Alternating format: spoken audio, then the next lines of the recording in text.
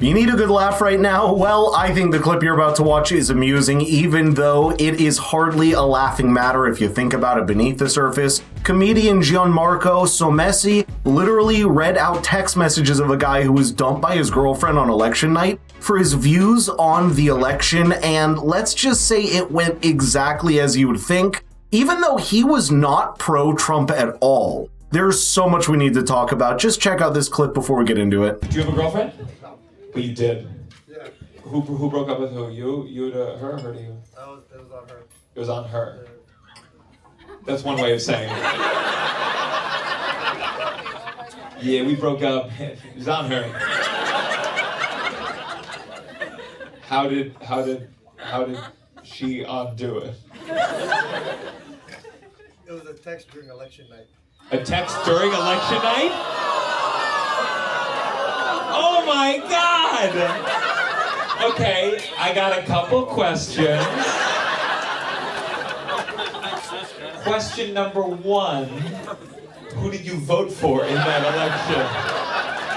What was that? I didn't vote. You didn't vote. Okay. Oh, you're right. Kamala lost by 1 vote. Oh no, if only he had done it.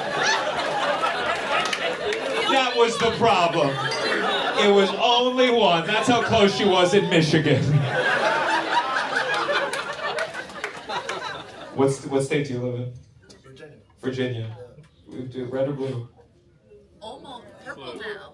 But how did it go in the election? Blue, okay. So who gives a fuck, you know? But did that have anything to do with her breaking up with you? I said I didn't think Kamala was gonna win. Oh shit. She did it. So, I mean, I guess he was right. I'm actually loving this new comedy arc to Gianmarco after the election, poking fun at people's political oversensitivities on both ends of the spectrum. But this one stuck out to me because there's something here that is mainly just okay to say in a comedic setting, but not as a broad cultural truth. By the way, subscribe to the channel because we drop content like this every day that you do not want to miss. Now, in the world of dating and relationships, it feels like politics is becoming an overlay on top of the gender divide between men and women. You sense the same thing I'm talking about? There were a few stats and studies that have come out in recent years that were surprising to say the very least, with a Pew survey revealing 71% of Democrats wouldn't date a person that subscribes to the political beliefs of the Republican Party. And then there have been a few more revelations in this politically charged climate that reveal this skew in not dating across the aisles, driven in large part by young Democrat women, nearly 60% of whom say they wouldn't date a Republican. Now, it's difficult to say this with a straight face in a serious conversation, but that's the edge that a comedian has of saying something like this lightheartedly. Gianmarco didn't disappoint in navigating through that. This is the problem with Democrats, real quick. Let's just sidebar. You just said the facts. And she said we're breaking up. Yeah, I'm a problem about patriarchy and whatever. I don't know. Yeah. And do you have these text messages on you right now? Can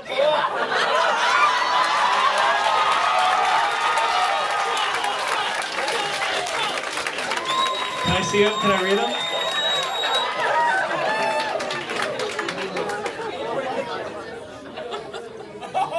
Okay. Oh my God. Okay. Last time I checked, it was 75, 175. Yeah. Honestly, though, I do think Trump is still going to win. I can't imagine the general population of America would vote Kamala. Oh, you did not. He is right, though. Oh my God.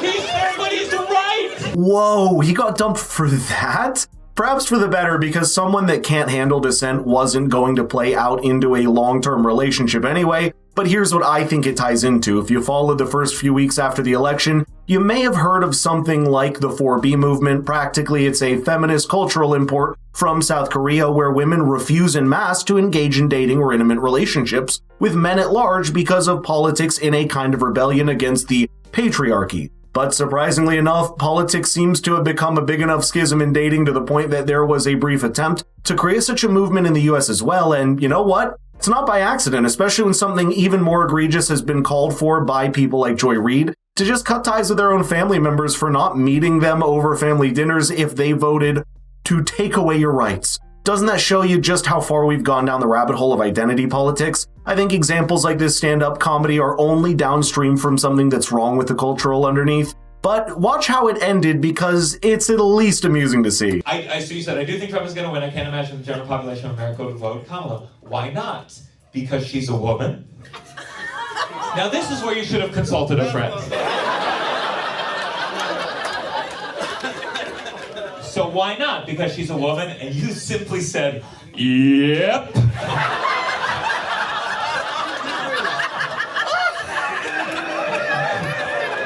And she said, wow. And then I'm sure your dots went up for a couple minutes. You said only less likely choice for America as a president than someone of an ethnic background is of the female gender. Honestly, dude, I'm really disappointed to hear you say that. Not saying it should be that way, good for you. I believe that's how most people look at it. Keep in mind we live in an area of the country that is very different in terms of diversity or progressiveness compared to the majority of the country. Yes or no? And she said that's not true. Obama was elected and he's black. What you said really pissed me off, and it was sexist, and it gives into the f***ed up patriarchy we live in. That made me realize our personalities are too different and this isn't going to work. It was fun going on dates, but I need to end this. Our personalities are too different. Goodbye.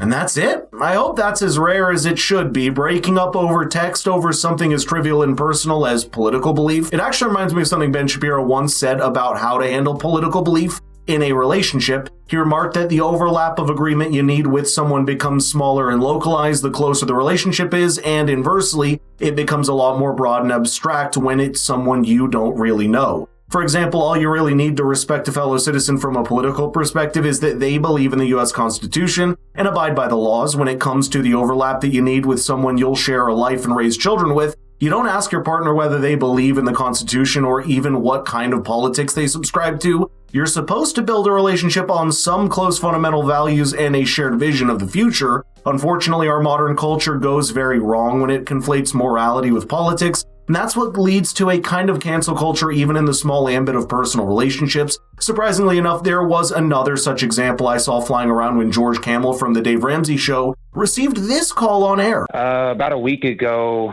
my girlfriend gave me an ultimatum on which candidate I should vote for in the upcoming presidential election. When you say ultimatum, it's like vote for this person or I'm breaking up with you. That's indirectly what she said. Yes. Can we know who she wants you to vote for? Yeah, I mean, I don't... Just for the tea? Yeah, sure, that's fine. So she wants me to vote for Kamala Harris. Okay. Somehow I knew that. I don't know why. I don't know. Somehow I just knew that. Okay. And you're like, no, I don't want to. So you guys, was it like a friendly discussion about politics when it started? Absolutely or has this not. been a recurring thing? See what I mean? Perhaps it's less common than the digital world makes it out to be, but it's certainly a trend that's not going to do any good for the unity and healing that this country desperately needs. But let me know your thoughts down below and share this across your social media to see if anyone else can relate. All we can do is hope that it remains something that we can laugh off rather than becoming yet another ideological wedge that's going to divide this country.